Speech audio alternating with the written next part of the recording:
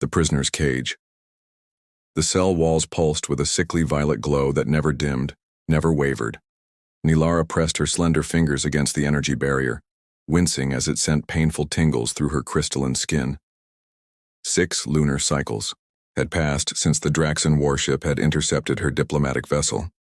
6 cycles of interrogations, experiments, and isolation. Nilara's natural luminescence, a proud trait of the Lysian people, had dimmed considerably during her captivity. The delicate, translucent filaments that crowned her head hung limp instead of floating gracefully as they should. Her silver eyes, once bright enough to illuminate a darkened room, now barely glimmered. "Specimen will consume nutrition or face neural stimulus," announced the automated voice that had become her only consistent companion. A small compartment in the wall slid open, revealing a gelatinous cube of synthetic proteins engineered to sustain her alien physiology. Nilara turned away. "I am Ambassador Nilara Valsorin of the Lysian High Council, not a specimen. I demand communication with my government under Galactic Accord Section 47. Her declaration, repeated countless times, received the same response, silence followed by a warning buzz from the neural control collar locked around her neck. She reluctantly consumed the tasteless cube, knowing she needed strength for any chance of escape. 3 levels above Nilara's cell, Commander Jensen Hart moved through the corridors of Draxan Research Station Epsilon with practiced confidence. His Alliance Navy uniform, while marking him as human, carried enough Draxan military decorations to grant him access to most areas. The joint military exercise between Earth's alliance and the Draxan Empire was merely a cover for his true mission: intelligence gathering on suspected Draxan treaty violations.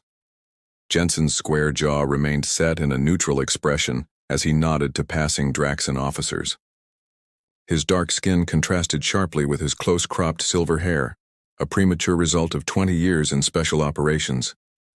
At 42, he'd seen humanity's rapid ascension into galactic politics and the uneasy alliances formed with older, spacefaring civilizations.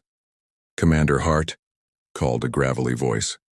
"Your presence in the weapons laboratory was not scheduled for today." Jensen turned to face Research Director Krovax, a high-ranking Draxan whose scaled face and predatory eyes always reminded Jensen of Earth's extinct Komodo dragons.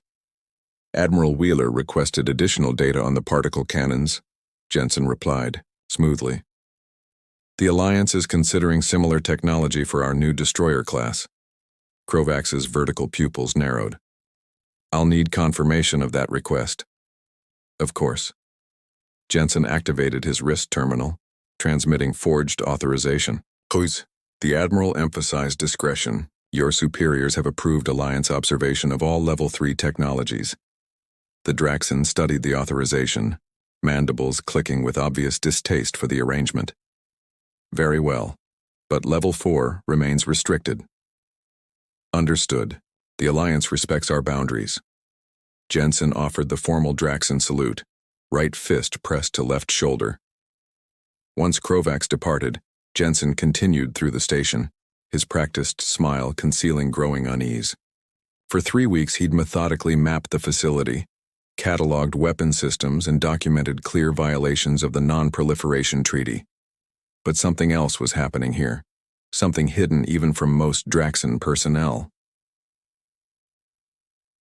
Late that night, Jensen accessed a restricted terminal in an unoccupied research office. His fingers flew across the holographic interface, deploying infiltration software designed to mimic Draxan security protocols.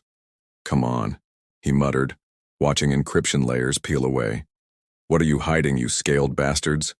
The terminal flickered as classified files materialized: research reports, subject evaluations, and containment protocols. Jensen's eyes widened as he scrolled through documentation of a Lysian biological specimen held in Level 4 containment. "Lysians," he whispered.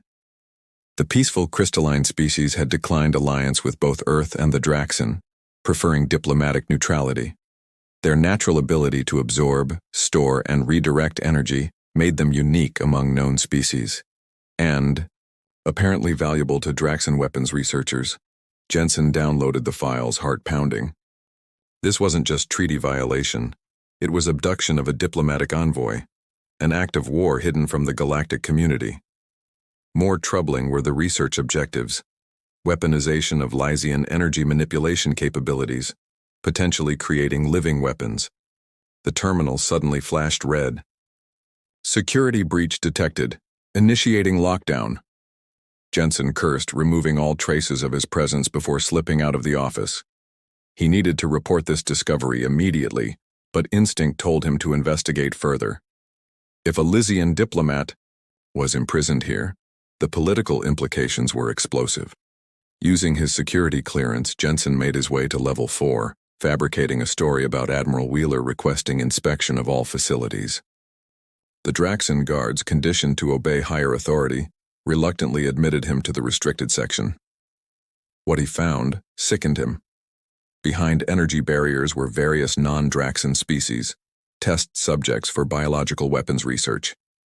Most troubling was the solitary figure in the highest security cell, undoubtedly the Lysian diplomat. Jensen observed her through surveillance monitors. Despite obvious malnutrition and signs of experimentation, she maintained a dignified posture.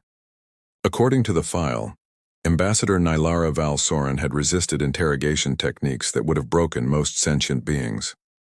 He transmitted his findings to Alliance Command, using encrypted channels, expecting immediate extraction orders and diplomatic intervention. The response stunned him. Intelligence received. Maintain cover. Do not intervene. Diplomatic complications outweigh humanitarian concerns. Observation only authorized. Jensen read the message twice. Anger building. Politics, always politics. The Alliance wouldn't risk their fragile treaty with the Draxan Empire, even with evidence of atrocities. They would file formal inquiries, demand investigations, and meanwhile, the Lysian ambassador would remain a laboratory specimen. That night, Jensen made the decision that would end his military career but reclaim his humanity. He would extract Ambassador Valsoren himself. For 3 days, he meticulously planned while continuing his official duties. He requisitioned a transport shuttle for inspection of orbital defense platforms, programmed a cascade failure in the station's security systems, and gradually relocated emergency supplies to the shuttle's hidden compartments. On the 4th day, as the station's gamma shift began and personnel reached minimum levels, Jensen activated the first of several planted devices. Emergency alarms blared throughout the research levels, prompting evacuation protocols. Warning: containment breach in biological research. All personnel evacuate affected sectors. Amid the chaos, Jensen moved to Level 4, where confused guards were receiving contradictory orders from Central Command. A precisely timed power surge disabled the cell block's secondary systems, creating a brief window of opportunity. Nylara looked up as her cell barrier fluctuated and disappeared. Instead of Draxan researchers, a human male in Alliance uniform stood before her. Ambassador Valsoren, he said, removing a device from his belt. I'm Commander Jensen Hart, Earth Alliance. I'm here to get you out. Nylara backed away, silver eyes narrowed with suspicion. The Alliance cooperates with my captors. Why would you help me? Because what they're doing is wrong. Jensen approached slowly, showing her the device. This will deactivate your control collar. We have approximately 12 minutes before security. Systems reboot. You risk much, human, she observed, allowing him to remove the collar. As it detached, her filaments began to float with renewed energy, and a faint glow returned to her crystalline skin. I've abandoned my mission and disobeyed direct orders, Jensen admitted, handing her a weapon. So yes, I'm risking everything. Can you walk? Nylara stood straighter, dignity returning with her freedom. I can fight if necessary. Good. Jensen consulted his wrist terminal. Because we're about to face a station full of very angry Draxan, and our ride leaves in 10 minutes, with or without their permission. As they moved toward the exit, the station's emergency lights bathed them in crimson. Alarms continued to wail, but now with greater urgency as the security system identified an actual escape in progress. Why? Nylara asked as they paused at a junction. Why betray your government's alliance for a stranger? Jensen checked the corridor before answering. Because some lines shouldn't be crossed even for peace. What they're doing to you, trying to weaponize your biology, it threatens everyone, not just Lysians. For the first time in months, Nylara felt something beyond despair, the dangerous spark of hope. This reckless human had made her freedom his mission despite the cost to himself. The sound of approaching Draxan security forces echoed through the corridor. Jensen readied his weapon. "Stay close," he said. "The shuttle bay is 2 levels up. Once we're clear of the station, we'll contact your people." Nylara's fingers tightened around her borrowed weapon. "Lead the way, Commander Hart. It seems we have a gauntlet to run." The first Draxan security team rounded the corner, weapons charged, as Jensen and Nylara prepared to fight for their lives and for principles bigger than political alliances. Escape through fire alarms screamed through Station Epsilon as Jensen and Nylara faced the advancing Draxan security team. The scaled soldiers moved with practiced precision, their reptilian eyes fixed on the fugitives. "Surrender the Lysian specimen, and your punishment will be minimal, human," barked the lead officer, weapon raised. Jensen's response came in the form of a flash grenade that erupted in brilliant white light. The Draxan, with their sensitive optical membranes, recoiled in pain. Jensen seized the moment, firing controlled bursts that disabled rather than killed. "This way," he shouted, pulling Nylara toward a maintenance shaft. "The primary corridors will be swarming with security." Nylara moved with surprising agility despite her weakened state. As they climbed through the narrow passage, the station announced a full lockdown. All sections sealed. Intruder containment protocol initiated. Lethal force authorized. Jensen paused at a junction, consulting the station schematic on his wrist. Display. "They're activating hunter-seeker drones. We need to move faster." "The maintenance shaft terminates 2 sections from the shuttle bay," Nylara observed, studying his display. "We cannot reach it this way." Jensen grinned. "Not through conventional means, no." He removed a compact device from his tactical vest. "But I've been planting demolition charges throughout this station for 3 days." He activated the device and distant explosions rocked the station. Emergency bulkheads slammed shut throughout multiple sectors, creating chaos in the Draxan response teams. "You've thought of everything," Nylara remarked. "Not everything," Jensen admitted. "Just enough to create maximum confusion." They emerged from the shaft into a laboratory where startled researchers scattered at the sight of armed intruders. Jensen secured the doors while Nylara examined the equipment. "This is where they studied my energy manipulation abilities," she said, voice hardening. "Where they tortured me for their weapons research." Her crystalline skin began to pulse with accumulated energy, a defense mechanism of her species. Jensen approached cautiously. "Ambassador, we can expose their research later. Right now, we need to reach that shuttle." Nylara turned, silver eyes blazing. "Why did they capture me specifically, Commander? Among all Lysians?" "Your file indicated you're a rare variant," Jensen explained, checking the corridor through a viewport. "Something about your crystalline molecular structure allows greater energy capacity. They wanted to replicate my ability to absorb and redirect energy on a massive scale," she said, touching the laboratory equipment, "to create living weapons capable of channeling power from stars themselves." The laboratory equipment suddenly sparked and died as Nylara absorbed its energy, her body glowing brighter. "I've been storing what they forced into me," she explained, now luminous with contained power. "Waiting for an opportunity." Jensen's eyes widened. "Can you use that to help us escape?" "I can create a diversion you'll never forget," she promised. They moved through the corridors, encountering scattered resistance that Jensen handled with tactical precision. As they approached the final junction before the shuttle bay, they encountered their greatest obstacle, Research Director Krovax himself, flanked by elite guards with heavy weapons. "Commander Hart," Krovax hissed, "your betrayal disappoints me. The Alliance will disavow your actions." "They already have," Jensen replied calmly. "But some principles transcend politics." Krovax's mandibles clicked in amusement. "Principles? You humans and your moral delusions. The Lysians' abilities will revolutionize warfare. Her sacrifice advances all our civilizations. Sacrifice?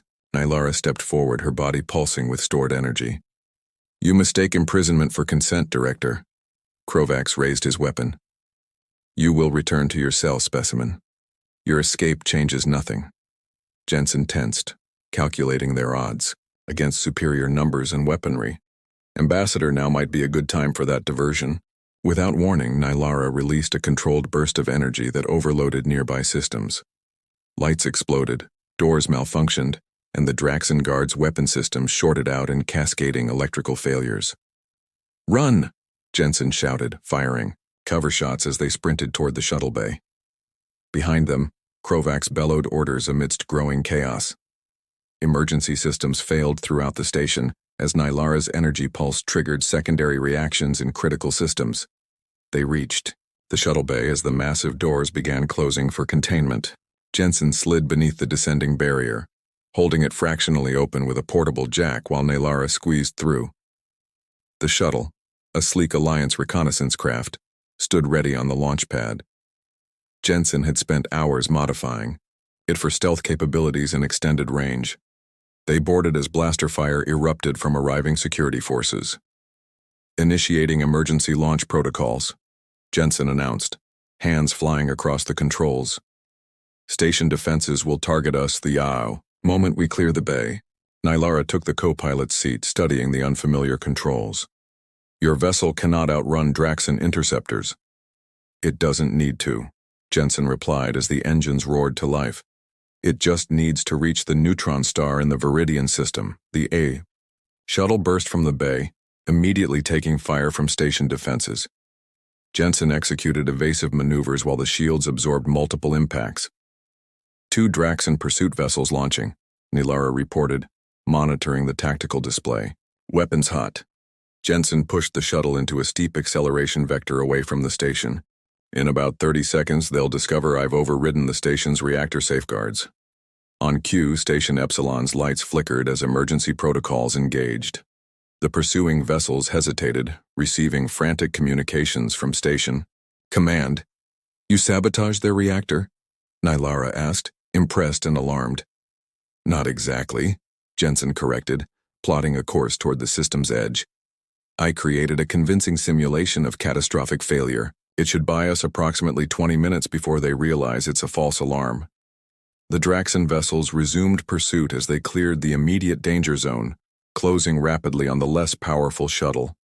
They're within weapons range, Nylara warned. The shuttle rocked as the first barrage struck their aft shields. Jensen pushed the engines beyond safety parameters, but the pursuers continued gaining. We won't outrun them, he admitted. But we might outsmart them. He adjusted course toward a debris field, remnants of an ancient battle. Ambassador, your energy manipulation abilities, how precise are they? Nylara understood immediately. Precise enough to create electromagnetic pulses if given a suitable conduit. Jensen grinned, engaging the shuttle's mineral detection array. This debris field contains remnants of neutronium alloy warships. If you can charge specific fragments, as we pass. The pursuing vessels would fly into an invisible minefield, she finished. Clever, Commander. They entered the debris field at dangerous speed, Jensen weaving through massive fragments with preternatural skill. Nylara placed her hands on a specially designed sensor panel Jensen had indicated. Channel your energy through this, he instructed. The shuttle's targeting system will direct it. As they passed particularly dense fragments, Nylara discharged controlled bursts of energy, turning harmless debris into charged electromagnetic traps. The pursuing Draxon vessels, focusing on weapons targeting rather than debris avoidance, flew directly into the hazards. The first vessel's systems failed catastrophically, sending it spinning helplessly. The second managed to avoid complete shutdown but lost weapons functionality. It worked, Jensen exclaimed, plotting a new course away from the debris field. A massive energy signature appeared on their sensors as a Draxon battlecruiser emerged from hyperspace directly in their path. They called for reinforcements, Nylara said grimly. That vessel carries enough firepower to vaporize us instantly. Jensen's face hardened as he assessed their options. The battlecruiser deployed a tractor beam that began pulling their shuttle inexorably toward its hangar bay. "I won't let them take you back," he promised, reaching for the self-destruct sequence. Nylara placed her hand over his. "There is another option." Her silver eyes met his. "Do you trust me, Commander?" "Completely," he answered without hesitation. "Then shut down all systems except life support and let them capture us." Jensen raised an eyebrow but complied, powering down the shuttle systems. The craft went dark as they were drawn into the battlecruiser's massive hangar. "Now what?" he whispered as armed Draxon approached their shuttle. "During my captivity, I absorbed more than they realized," Nylara explained, her body beginning to glow with increasing intensity. "The battlecruiser's power core will provide what I need to finish what I started." Understanding dawned on Jensen's face. "You're going to overload their systems from within." The shuttle door was forced open by Draxon soldiers who trained weapons on them. "Surrender now," ordered the Draxon commander. Jensen raised his hands slowly. "We surrender." They were escorted through the battlecruiser toward the detention level. Jensen noticed Nylara's glow intensifying subtly with each step, unnoticed by their captors whose visual spectrum differed from humans. "When I give the signal," she whispered as they passed a primary power junction, "be prepared to run for the escape pods." They reached a security checkpoint where a high-ranking Draxon officer waited. "The specimen will be returned to research." "Station Epsilon," he announced. "The human will be interrogated here before transfer to Alliance custody." As guards moved to separate them, Nylara caught Jensen's eye and nodded imperceptibly. In that instant, she released her stored energy into the battlecruiser's power grid, not as a destructive burst, but as a precisely calibrated surge that overwhelmed system after system.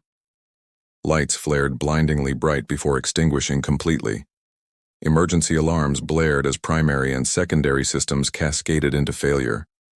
Jensen reacted instantly, disarming the nearest guard in the confusion. Nylara, now glowing like a small sun, disabled two more with controlled energy pulses. "This way," Jensen shouted, leading them toward the emergency evacuation sector. Behind them, chaos engulfed the battlecruiser as systems malfunctioned spectacularly. Weapons emplacements fired randomly. Gravity fluctuated wildly. Communication networks broadcast static. They reached the escape pod bay as the battlecruiser's captain ordered evacuation. In the confusion, they secured a pod and launched without opposition. "Setting course for the Lysian border," Jensen announced as they cleared the disabled battlecruiser. "Your people maintain an outpost in the Proxima sector, correct?" Nylara nodded, her glow finally diminishing as she exhausted her stored energy. "My government will grant you asylum, Commander. The Draxon and the Alliance will both brand you a traitor." "Not the first time I've been called worse," he replied with a wry smile. "The important thing is exposing what the Draxon were doing. Your abduction violated at least 15 interstellar laws, and what the Alliance chose to ignore implicates them as well," Nylara added softly. "You sacrificed everything for a principle, Jensen Hart. For a stranger." Jensen programmed the final coordinates, then turned to face her. "Not for a stranger. For what's right. Sometimes that's all we have." For the first time since her capture, Nylara smiled, a luminous expression that lit her crystalline features from within. "Then perhaps that is enough." As the escape pod accelerated toward Lysian space, the battlecruiser receded behind them, still disabled, but no longer pursuing. Ahead lay uncertainty, diplomatic complications, and likely retribution from both their governments. But in the small confines of their escape vessel, a human and a Lysian found something unexpected, a shared understanding that transcended species and politics. She had been a prisoner until a reckless human made her his mission. Now they were both fugitives with a greater purpose, exposing a truth that powerful forces wanted hidden. Nylara's hand rested briefly on Jensen's shoulder. "Among my people, a life debt is sacred. You freed me at great personal cost. Consider it humanity's apology for looking the other way," he replied. "Sometimes one person has to stand for what everyone should." As stars streaked past their viewports, they left behind the politics of empires and alliances. carrying with them evidence that would shake the foundations of interstellar relations, and the beginning of an unlikely friendship forged in the crucible of principle and courage.